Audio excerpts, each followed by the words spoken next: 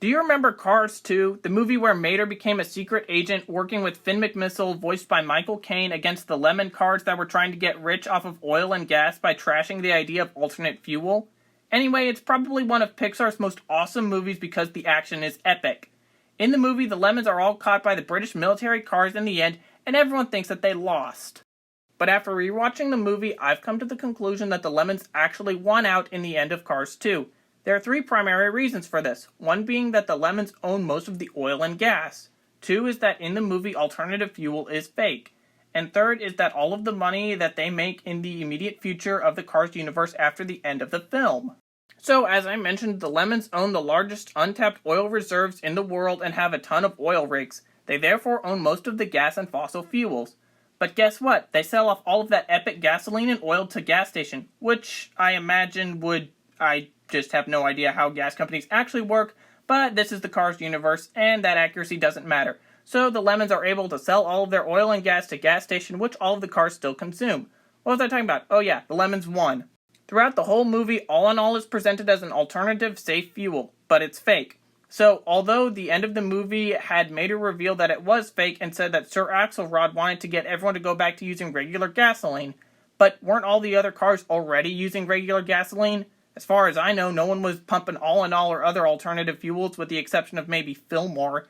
The only real difference is that science cars, I guess that's how you call them, scientist cars maybe? Anyway, these really smart cars will just start researching for alternate fuels and electric cars like they already were.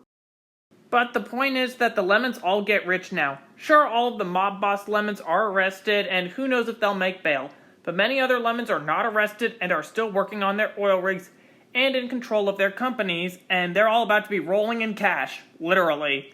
Cars like Acer the Pacer, what a fantastic name there, and Grem the Gremlin, geez, these names are absolutely amazing, are probably going to make tons of cash. And who knows, maybe they'll even make more money if they win a lawsuit against all of those British trucks who beat them up in a pub.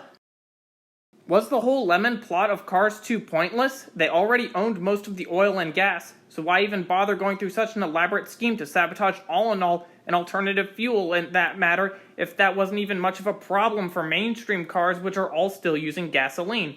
Sir Axelrod and the lemon mob bosses wanted to stop all research on alternative fuels, I guess? Which was pointless since everyone was already using gasoline anyway and there were very few electric cars, so what was the point? On the electric car aspect, if Sir Axelrod found alternative fuel and created All in All, then why would he even bother converting himself into an electric car for the press? What's the point if you supposedly made All in All, at least from a PR perspective?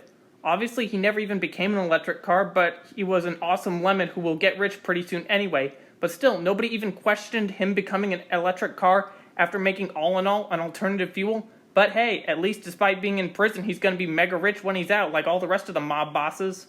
With all of this stuff about the lemons winning at the end of Cars 2 because alternative fuel in cars is fake, then owning a lot of the oil reserves and being able to sell them to gas station which cars need to survive, I kind of went down a Cars rabbit hole.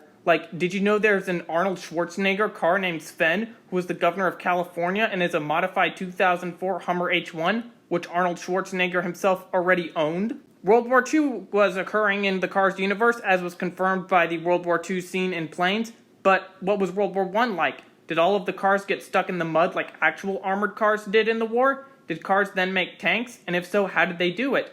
What was the Cold War like? Fillmore did drugs in the 1960s, but was he supplied in the 1980s by Pablo Escobar? Was Iraq run by Saddam Hussein? And who will be the villain of Cars 4? Will it be Saddam Hussein himself? Or it's going to be another car like Kim Jong-un? I should probably end this video here. So are you convinced that the lemons won at the end of Cars 2, or do you still believe that they lost? Write in the comments, and thanks for watching.